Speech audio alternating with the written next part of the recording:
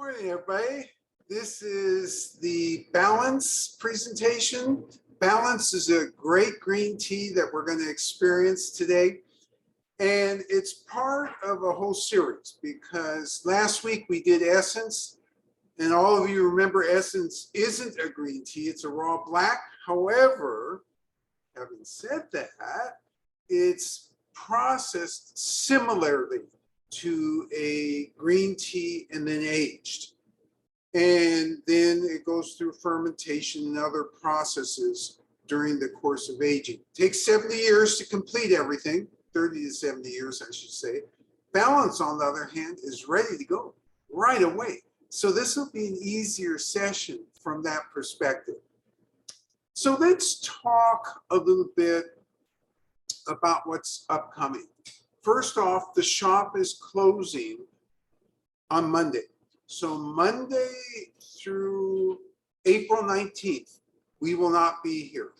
And instead, what you'll find, should you wander down here, is dust and broken concrete, all the things that are not conducive to a peaceful atmosphere. So the city is working on the street, and they're in the process of doing this so-called Maiden Lane project. And this will probably be done sometime in June, but the heavy lifting part of it is right now. In fact, starting on Monday, they'll be taking up the sidewalk in front of here. So for several reasons, that being an important motivator, we decided to go ahead, and originally the plan was to go to Japan, then other places, and no place cooperated with us in terms of the virus. And so all the places are requiring extensive quarantining. We're not going to do that. It's always been on our list to see US tea fields. And so there's two areas that we've always been thinking about. Hawaii is one of them, and Oregon is the other. We're not going to Oregon on this trip. We're going to Hawaii, the big island on this trip. There are about 12 farms or so out there. So we'll have a chance to visit with farmers, have a sensibility of how they're handling tea.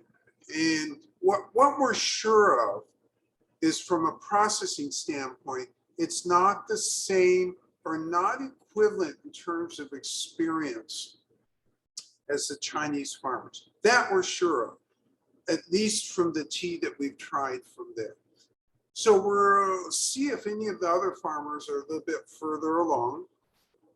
Also, remembering, once you leave the mother area of tea, which is China, or India, or Sri Lanka, where they're doing a lot of research in addition to actually growing and harvesting tea, you also leave behind the opportunity to really see all the suggested changes. And we're going to talk about suggested changes today, so I can give you a sensibility of how this has affected China.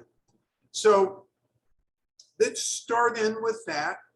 And by the time I remember that I talked too much, I'll be thirsty, and you'll be thirsty, and we'll start on balance. So changes in China vis-a-vis tea, especially classification, especially the development of new hybrids, new cultivars, all of that is a process. And actually, it starts first with classification. So there is documentation that over 2,000 years ago, there was already a beginning classification of Chinese tea. And so what you had is something they call frutex, and then you had arbor. So what is frutex? It's a fancy Latin word for saying shrub, bush. And arbor is a high class word to say tree. So you have bush and tree. And that's how they classified over 2,000 years ago.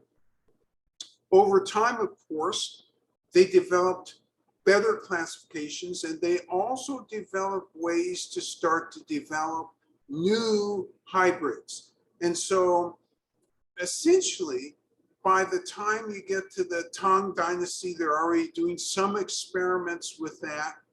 And Sung Dynasty, oh, let me place you on the timeline spectrum here. Tang Dynasty is from late in the 600s all the way up to about 960. Sung Dynasty is from 960 to 1279, something like that. There may be a year or two that I lost or added, but that gives you the general idea. And so, again, continuous work on classification, discovery, and experimentation with how to produce hybrids. And this work picked up over the last couple hundred years until you get all the way to 1950. 1950, China is already starting to think about, well, let's see, we've just taken over the country. We want to get it going. Oh, wait a minute. In order to participate in the world, we need money. Well, let's look around and see what we can do to produce money. And so tea was an important export crop. Had it been important pre-1950? Of course. And we saw that in the late 1700s when red/black tea was being shipped to Europe and the continent. And so it was becoming an important crop from that perspective. But it really struck home in 1950 when everybody was poor, so still trying to recover from World War II. So essentially in the year 1950, they exported, the Chinese didn't export, they produced about 60,000 tons of tea. Majority of that was green tea, and that really wasn't enough to satisfy the demand. But 60,000 tons is also no small amount. Over the years, that increased. Why? Because as China, particularly as it came out of the Cultural Revolution, again, there was this, and let me place you again on the timeline. So after 1976, there became that desire, I need bucks, green bucks. Actually, in China, they needed red renminbi, but you get the sense. And in 1980, by that time, they were producing 5 times as much tea. So 300,000 tons on an annual basis. So there was continual work from the 1950s all the way up to the 1980s on that area. And why? Again, it was driven by the fact that whether you're exporting to a capitalist country or a communist country, there's dollars and cents involved. Dollars and cents are good. You need that to keep the development going of your economy. And tea was just really a good export crop. At the same time, internally in China, there was a higher demand for tea after 1976. Not because there wouldn't have been a higher demand, excuse me, pre-1976, but because politically and agriculturally, China just wasn't that advanced in terms of producing larger quantities. And remember, it's hard to believe that back in 1960s into the 1970s, China was a bona fide third world country, without question. In fact, during some of those years, it was near starvation. So they had, in addition to raising funds, other things on their minds, and that is how to get enough food on the table. So all these things were going on, but the Chinese, from the science perspective, continued to work on how to develop cultivars, how to make the tea plant a better tea plant. So really, they were looking at 4 things, and they codified these four things in 1980. What four things would they have been looking at? Number one, yield. Give me more, baby. I gotta have more because I need more dollars and cents. Then you had pest resistance. Give me more that is naturally pest resistant.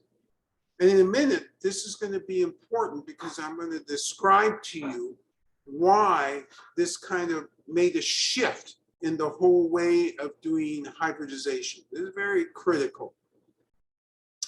And then you had diversity. Now, what does diversity mean? Do we need tea of different hues? Well, tea of different hues is good, but in their mind, diversity was really more about aroma, about color, color of the leaves, about taste, that type of diversity. On the side, and again, starting in 1980, this became even more important because the science world was turning our understanding of tea and health on its head. And as it did, the Chinese realized, oh, we got to put health in that diversity category. The last category was quality. So quality in China by the 1980s was defined in ways that it's a little different from how we look at today. So because the bulk of the Chinese tea drinking population was green teas, a little bit oolongs, that was it. Why was that it? It was it because all this tea that they were processing as red tea was considered low quality. And thus, if you open your tea pantry in the morning, do you want low quality? The answer is no.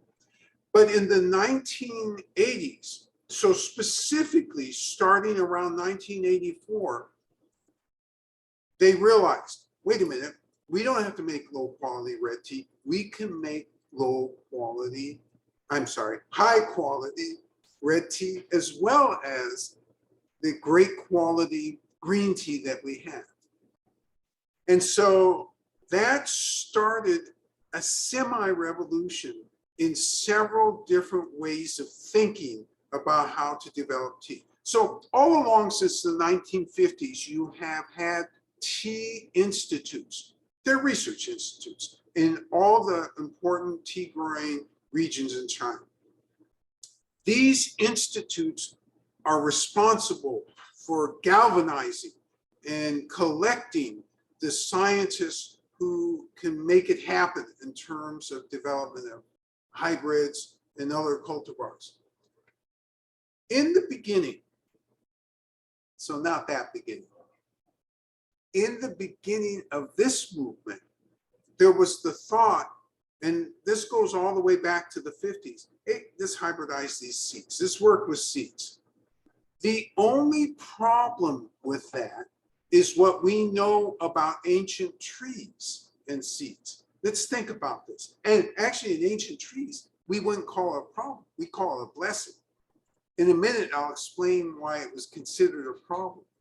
The blessing is that each tree is genomically different from another tree. So really, when you're drinking ancient tree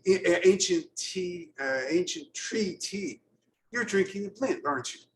Yes, it's a blend from a specific location, but it's a genomic blend. Let's put it that way. Genomic blend sounds so much better than just that uncovered B word, blend. So when they're hybridizing seeds, what's happening is you're having some genetic differences encoded into those seeds. And they realized as time went on that, you know what, let's stop thinking about doing seeds. Let's think instead about making it monoclonal. What will that do for us? if we have seeds, it's hard to uniformly control quality, right? You got strains that develop and pop up and very inconvenient.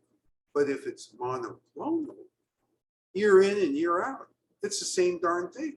Nothing in terms of the content of the leaf, in terms of the look of the leaf, will change.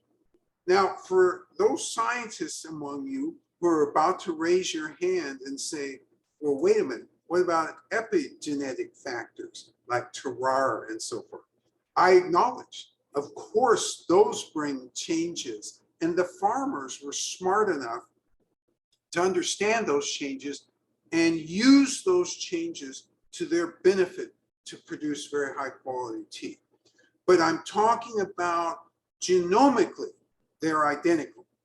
And so this is the drift, so to speak, of what happened. And so by the 1980s, specifically 1984, the government develops this list of accepted national cultivars.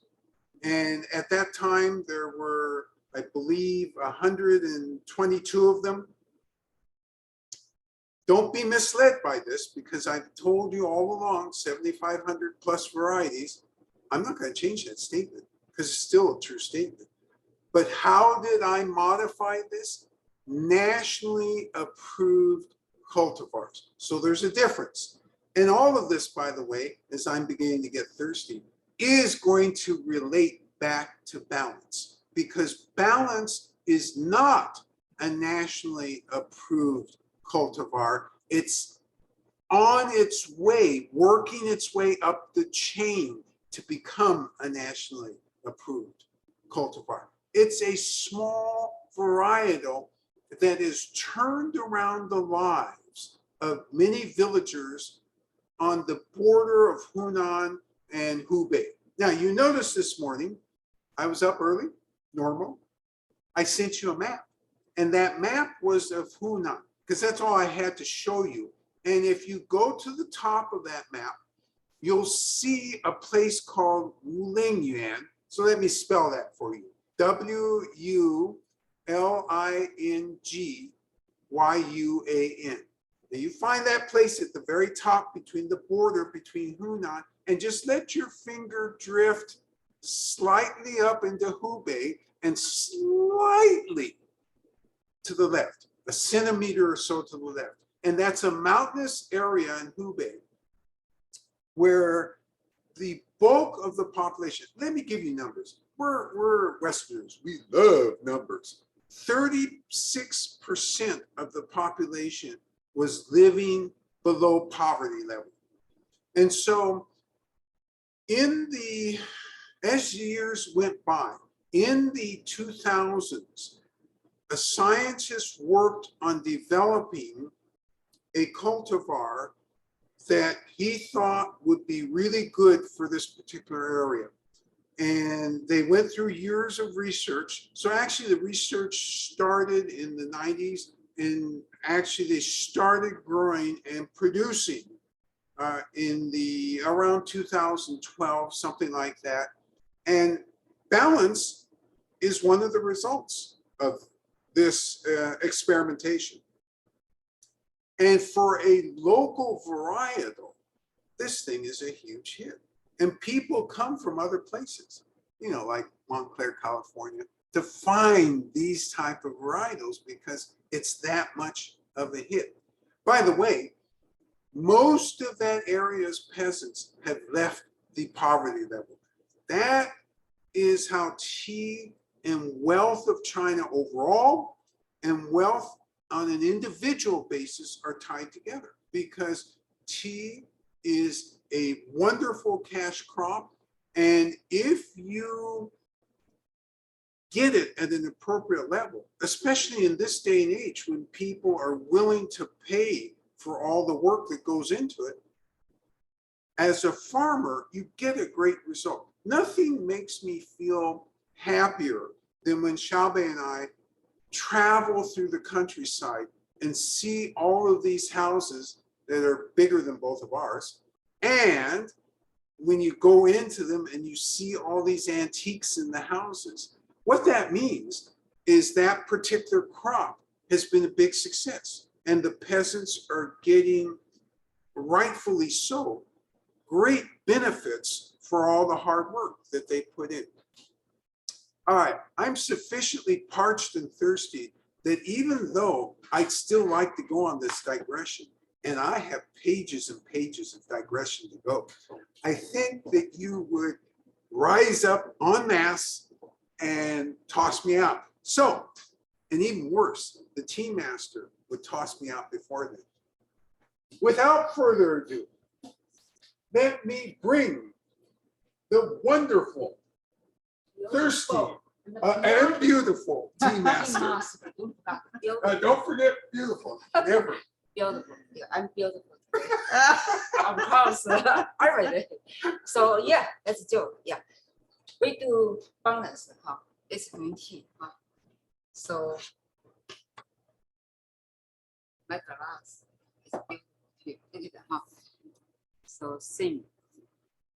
Normal tableau, 2 glasses. It's going to be 170-degree water. The packages you have are already pre-measured at 5 grams. And so that's the rules. It's 5 grams, 170 degree, and 2 minutes for the first steep. If you take a second steeping of this, it's 1 minute. So the usual setup with this, that is, you make sure everything is particularly clean and there's no soap stains or any of that. You make sure the cups are heated.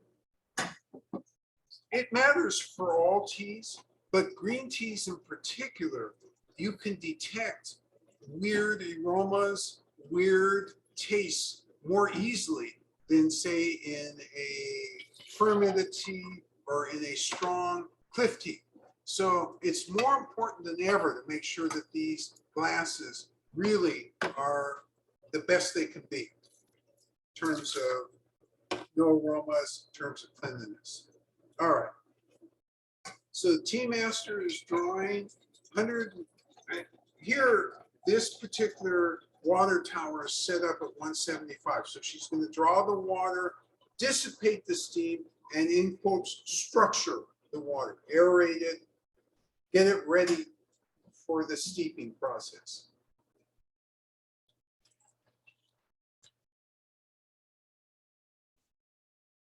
You notice nothing's in a hurry. It's all deliberate, careful. No need to be in a hurry. This is tea rhythm.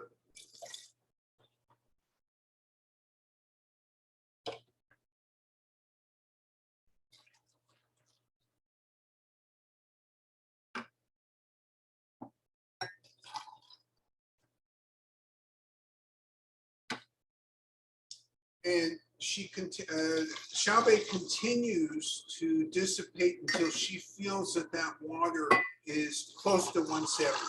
If she's going to air, it'll be the side of being cooler, because cooler allows the flavors to become more prominent.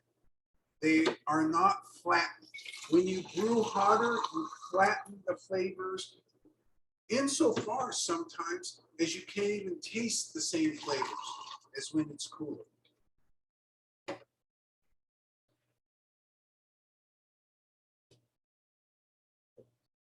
All right, she's getting her bag. She's going to heat the leaves up.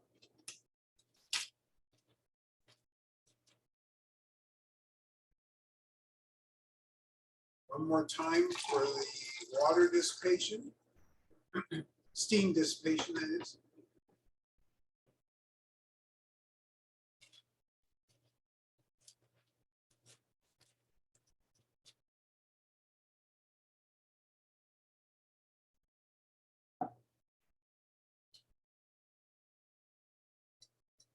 She shakes the leaves around, wants to make sure that they get heated as evenly as possible. She smells it to make sure she really picked up balance. Put the tea to one side, tea leaves to one side. One last dissipation of the water, of the steam. And then a pour on the side. Trying to pour under the leaves, so to speak.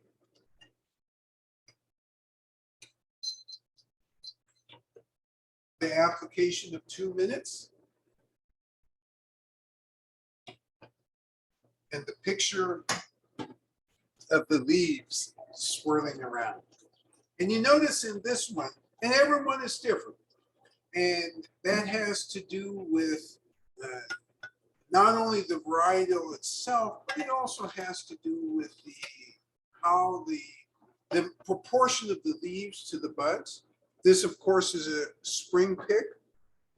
Yeah, I already said it. And so some of the teas, you remember, you see all at the top or mostly at the top. Here, it's much more at the bottom, some at the top, a little bit floating back and forth. Just a beautiful, beautiful scene. All right. So we were talking about getting on the National Register. And it's really hard to do. It takes 22 years. And those years have to be successful years.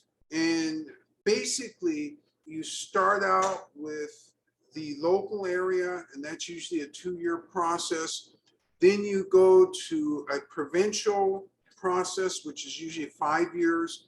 Then you go to a regional process, which is usually another 5 years. And then you go to a bigger region process. So at each of these levels, you have a scientist continuing to evaluate those 4 things that we talked about: yield, quality, pest resistance, and diversity. This diversity category, let's go back to that, because diversity after 1984 was really also about the chemical diversity. So what do I mean by that? Instead of chemical, the chemistry of the leaf itself. Oh, interruption. All right, so we've come to the end of that 2 minutes. Tea Master, very deliberately,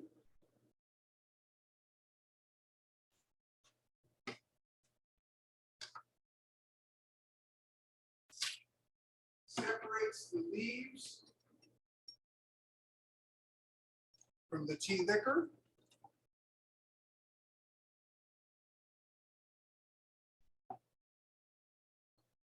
Make sure that all the water gets out.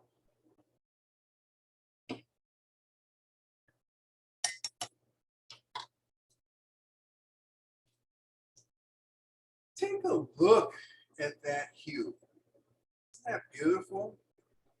A little bit more green than some of the other green teas. It's just really beautiful. Now, we got to enter the quality arena and see if this is any good. Because it's possible that something slipped in, maybe not so good. Let's see. First is smell. Wow, even before I put my nose in here, I can smell this thing. Let's see. Smell like real green tea. Okay, I've established a base for this. Remember how different this is a smell from essence. And also take good notes on this, because next week we're going to do Premier's Choice. And again, that will be yet another different aroma. You see this thing here, just beautiful. 170 degrees means I can take a 170-degree, nice, generous sip, coat my tongue, coat the inside of my mouth, and then start to make judgments about the quality of this tea.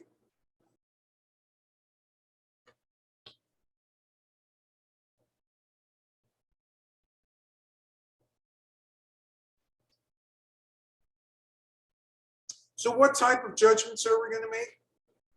Is this thing bitter? Is it tongue drying? And if so, where? Does it have a fullness to it? Or maybe it's very thin and edgy, perhaps. Does it go down nicely? Do you get some sort of aftertaste with this? Oh, that's right. Energetics also. What kind of energetics are you feeling? And remember, energetics are the hardest of all the attributes to put a finger on at first. It takes time. So don't be in a rush to think through energetics.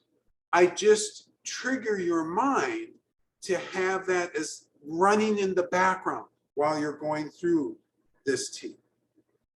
And again, look at this color, because this color, in a minute, when it's your turn, look at this color. Well, you can look at it in my cup here.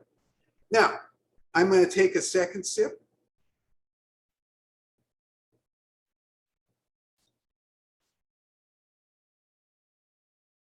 So in the second sip, what I'm really doing is thinking to reinforce what I understood the first time around, clarify anything that I wasn't quite clear on, and third, start after doing the quality arena portion, start to think about what flavor, what aroma. So it's your turn to brew now.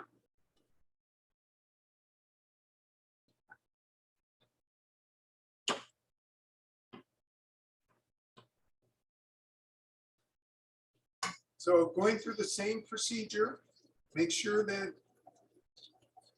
your cups are absolutely clean. You draw the water, any temperature of water between 170 and 212 is fine for this part of the process. You're just trying to make sure that there's no slip-ups here. And this is particularly true if you're serving tea to guests. You don't want slip-ups because, after all, the guests are over there for a reason. They're over there because they know that you're an expert tea person. And therefore, you gotta keep your reputation up.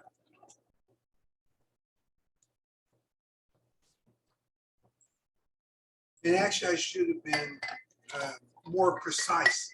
You know, an expert tea person. What does that mean? How about a skilled tea brewer? That sounds like something scientific and professional. That's what you are, skilled tea brewers.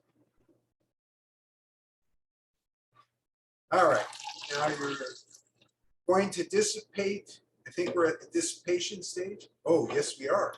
We're dissipating the steam, structuring the water. General question about green tea. What accounts for the distinct umami taste? What part of the processing of the tea influences that unique flavor profile for greens? So this is a really good question, and I was going to talk about this later, but this is great that you're getting me on it now. What influences the distinctive, or what steps in the process lead to the distinctive umami flavor of green tea? And actually, I have an answer for that. There's two elements that are particularly important.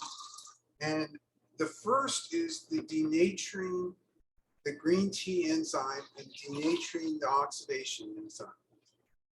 As it turns out, and they're doing lots of experiments with this right now, the amount of heat plays a pivotal role on what you're going to end up with in terms of the umami flavor.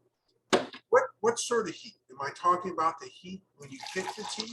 No, I'm talking about the heat you apply when you're pan frying the tea. And if you're in Japan, it's the heat you're applying when you steam the tea. That's the heat I'm talking about. And some teas are pan fried at nearly 400 degrees. Others use a somewhat lower temperature. Scientists in experiments have used a temperature of around 200, 6 minutes, then tried it at 200, 8 minutes, 10 minutes, and they have ascertained, wow, this flavor really changes. So this is stuff, not stuff, it's information through experimentation, which leads you to appreciate the farmers even more. Oh, and I'm not leading you through this. I'm answering your questions, Lee. Put 2 minutes on. You were supposed to pour the water on the side. I'm sure you did all these things because you paid attention the first time. And you're skilled tea brewers anyway. So,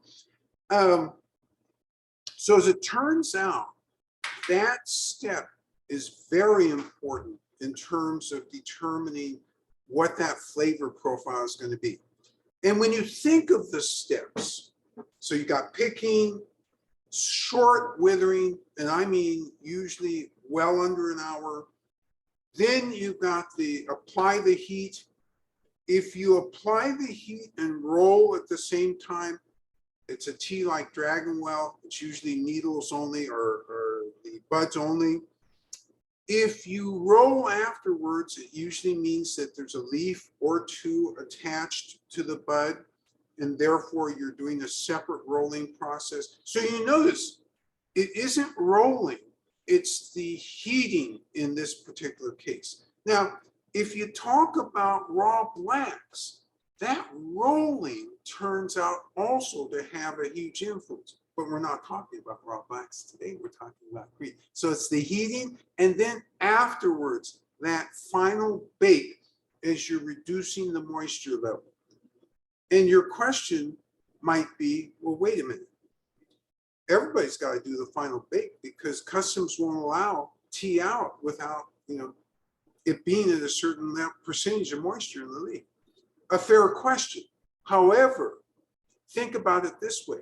If you bake a pie at 425 versus 375 versus 325, what's going to change? Well, a lot of things, as it turns out. And at the final moment, the taste will be influenced. All right, your time is up. That is not your time. The 2 minutes is up. And you're going to carefully separate the tea leaves from the tea liquor.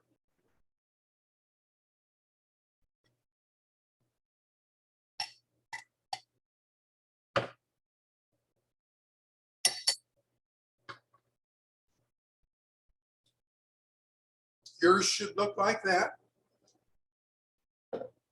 Notice the beautiful color of this. Yours should also have this beautiful color. More tinted green than some of the other. So you remember that when we did peacock tongues, that had a little bit more of a yellowish tinge. This has a little bit more of a greenish tinge. So they're all different. And as you go through the quality arena, what are you going to do first? You're going to ascertain what these leaves are telling you. And remember, it's 170 degrees that it was brewed at, so you can actually stick your nose in here. Okay, and this will give you a starting impression. And now it's time to check whether there's any quality in this.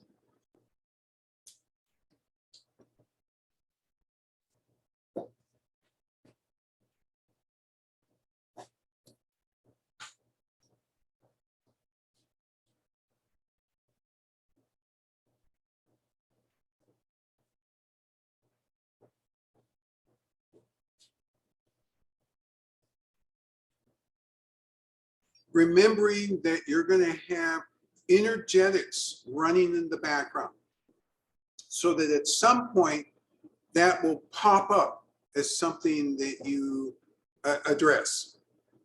Freshly brewed leaves had a very bright, pleasant scent. Very bright, pleasant scent of the freshly brewed leaves. Great call out. This scent is so strong. In some ways, it reminds me, and I'm going to have to explain this comment because this is going to, on the surface, be a weird comment. But you know how some of the cliff teas, when you brew them, you can be standing 4 feet away and boom, you get that aroma right away. This is the same thing. I noted that, and this is the first time today I thought about this, because when I went through the quality arena the first time, even before I smelt the leaves, you know, I'm 3 feet away or 4 feet away, and I could actively smell how fresh and just spring-like these leaves are. Beautiful leaves, sweet umami flavor. Beautiful leaves. They are. Look at that color. That color is just amazing. Sweet umami. And, you know, we're not used to putting those two words together, but you did it. And you did it because it's a fair description of what this is. Great call on that. All aspects of that.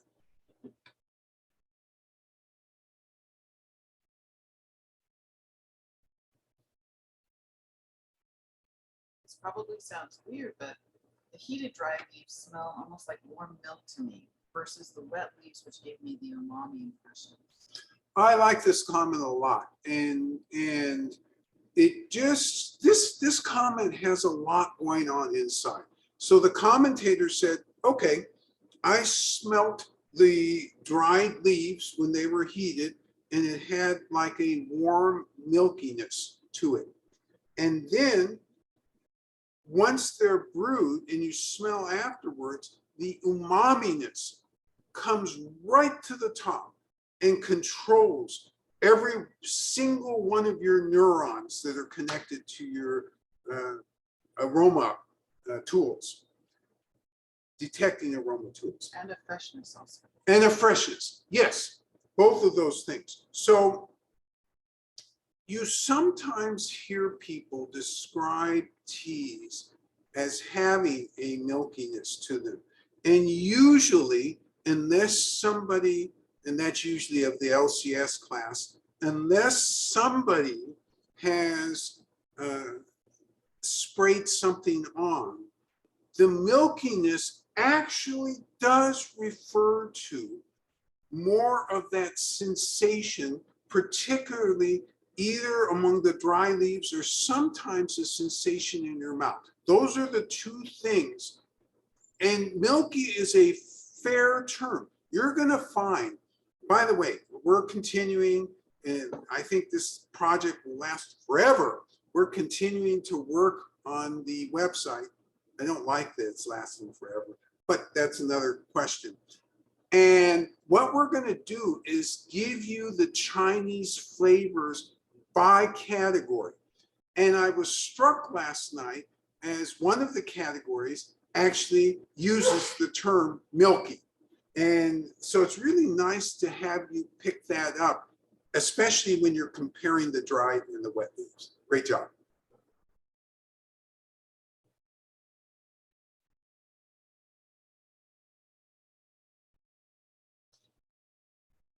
So the other thing you should be thinking about, I've heard all of these comparisons and contrasts, spot on, absolutely spot on, is quality arena assessments, because maybe it has all of these interesting flavors, but is just too thin. Or I don't know, I haven't heard any evaluations from you yet.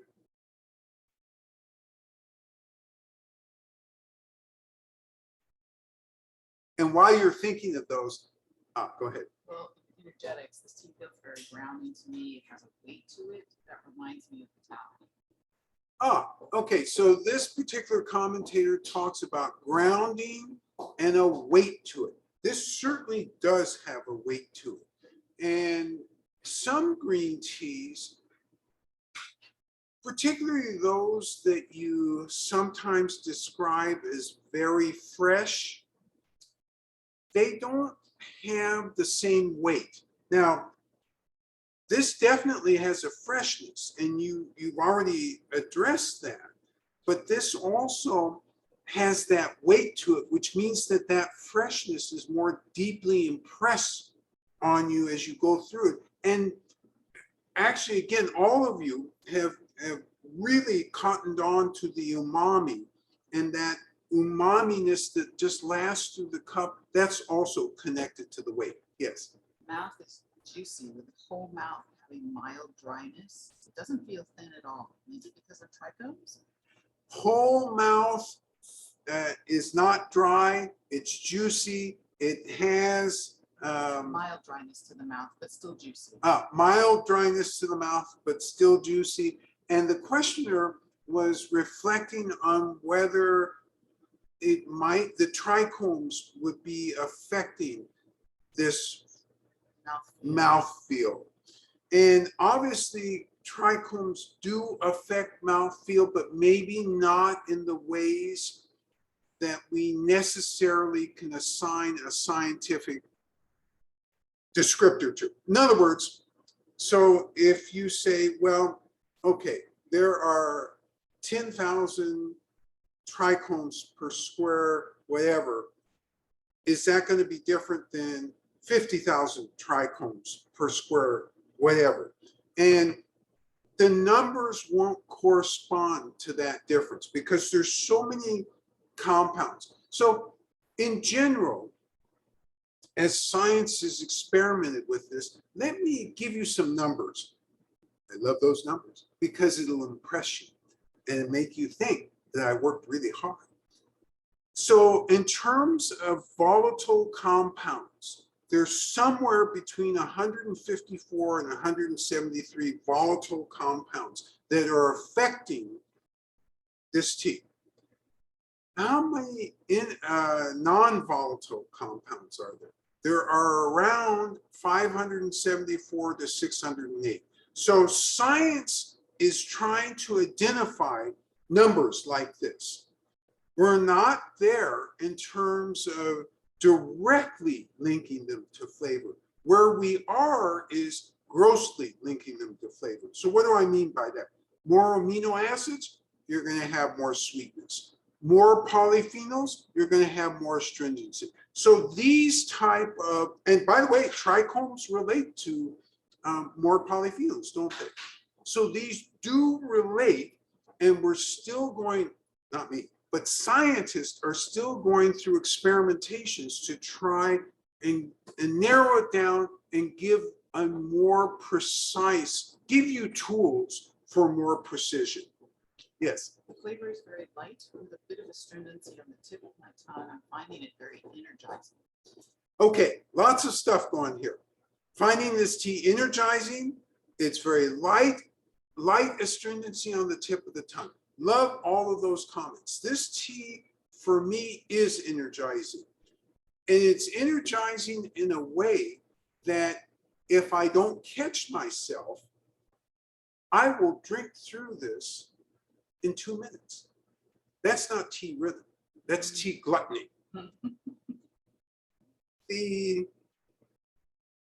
When you take tea rhythm, then you get to understand more of this tea. Energetics for somebody else, soothing and also gently enlivening.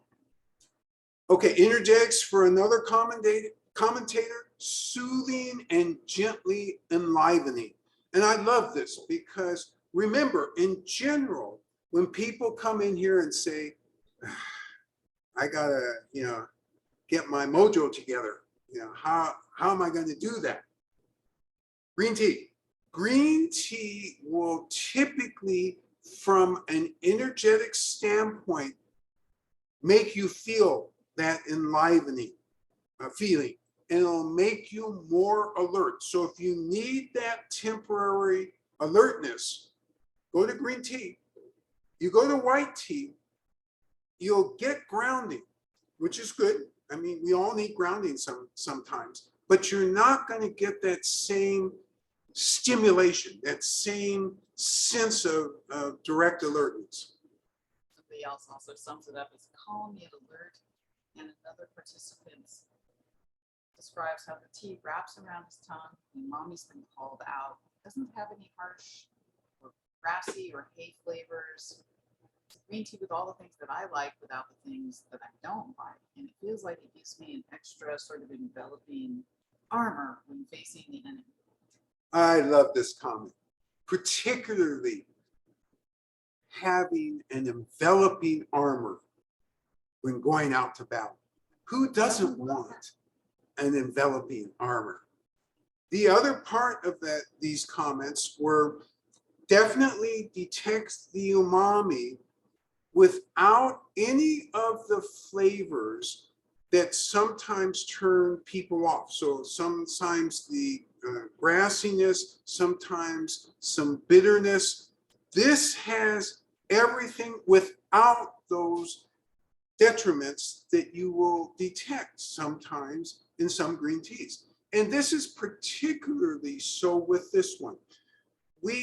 Everybody who has this comments on how easy it is and how good it is. And again, I demonstrate that by drinking through it so fast that I don't even stop to consider why it is I'm drinking through it so fast. And your comment just now is the exact reason that I drink through it so fast.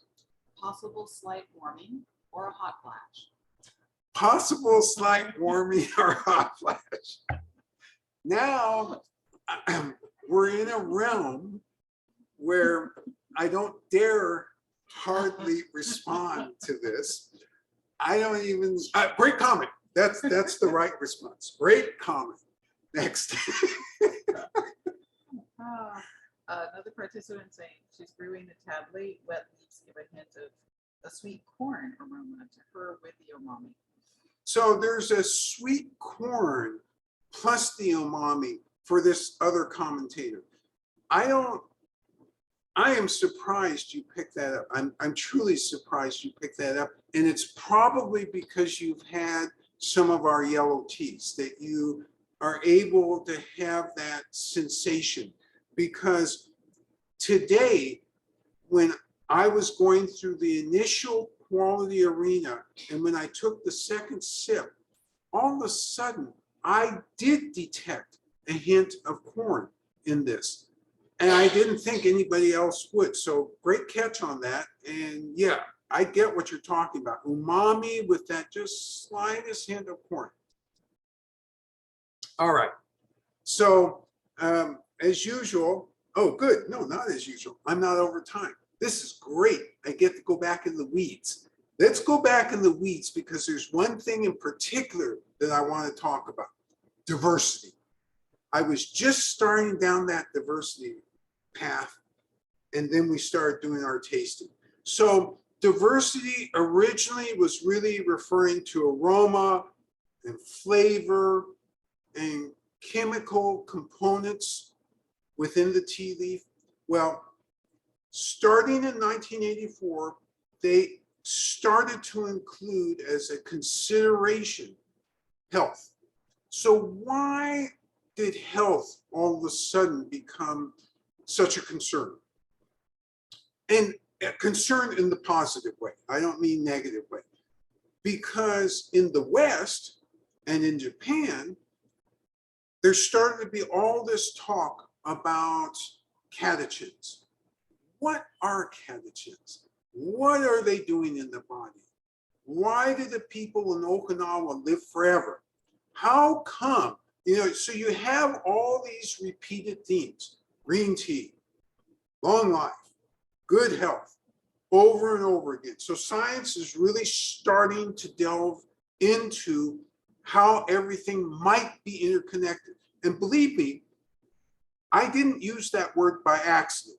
I used the word might because we're accumulating evidences and we're doing meta studies. We're doing everything we can as scientists to produce more evidence about the effect of chemicals in tea leaves and in the resulting tea liquor and health of humans. But this is still in the infant stage. There's still so much more to be discovered, and we don't understand how all of these mechanisms work. So bit by bit, we're at the beginning of understanding, and we know again in test tubes, oh, catechins, give me the catechins, because they will suppress the tumors or they'll kill tumors.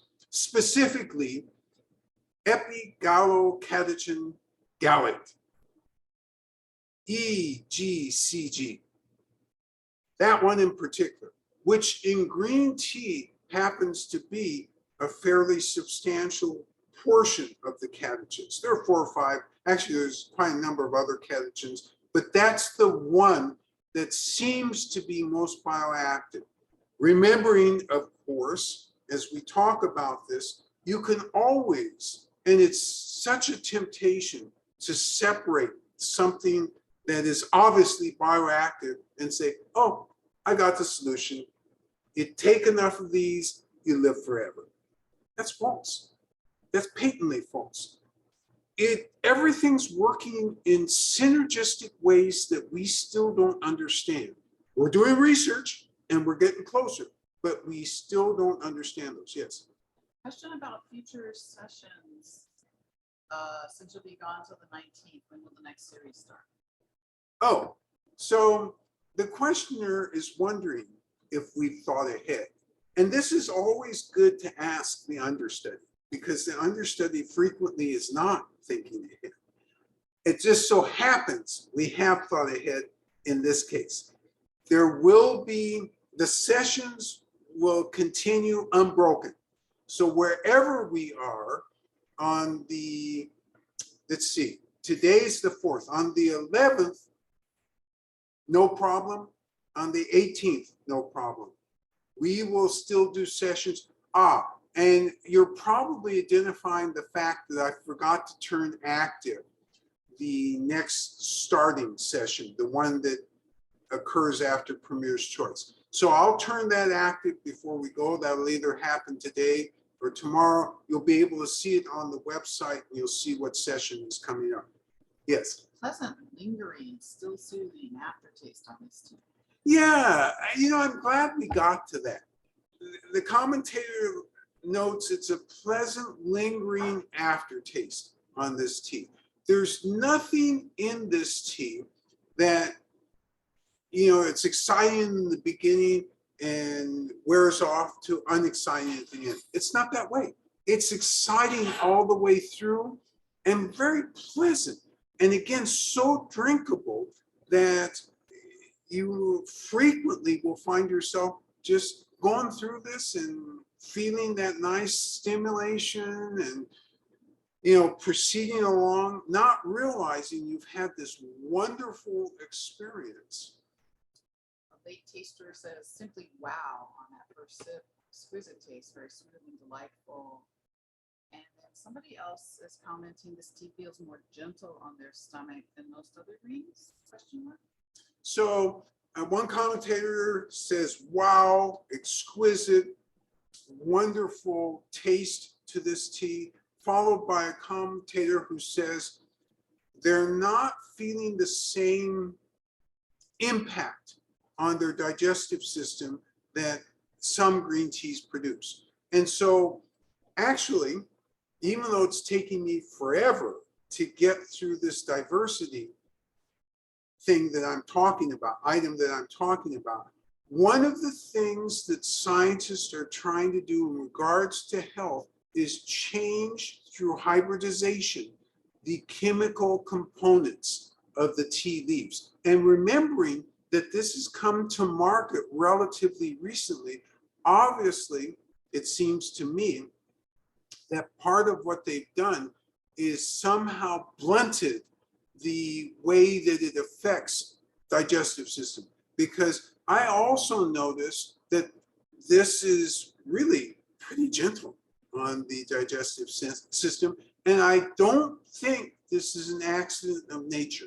I really think because this grew out of this program and diversity since 1984 has been important, which means the health component has been really important.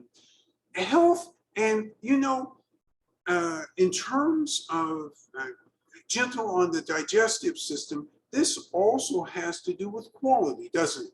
Because if you are going to sell a product and you want it to have a higher effect on you and to feel better, then obviously you're going to work on elements that you explore scientifically and discover, let's tone this down a little bit, let's tone this up a little bit. So great catch on that. And that is why we talk about energetics, because you'll know now, oh, I can drink this green tea on an empty stomach and I don't feel nauseated.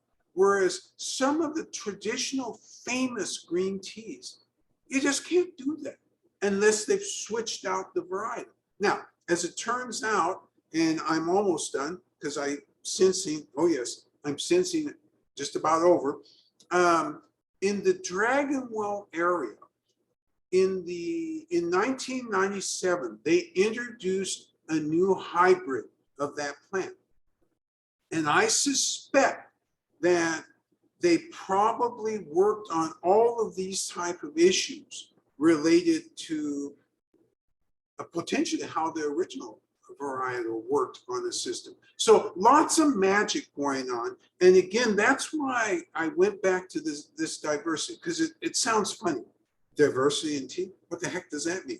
Am I going to get another color? Am I going to get purple tea? No, it has to do with the elements of actually the aroma, the flavor, and the health. These things are part and parcel of what the scientists are trying to adjust and make some changes to. So, okay, I had to get through diversity. That was a guarantee to myself before I started this session. So I did it. You all have been wonderful. Your evaluation of this tea was superb, particularly noting the umami and not being overwhelmed by it and not being tricked by that, and noting all the other attributes of this tea. So great job with that this morning. Next week, as I already indicated, we're going to do Premier's Choice. We will be brought, well, since the camera director won't be with me, you'll have to put up again with shaky pictures and all sorts of other unpleasantness. However, I'll try and make up for that with exciting information. You all have a really, really good week.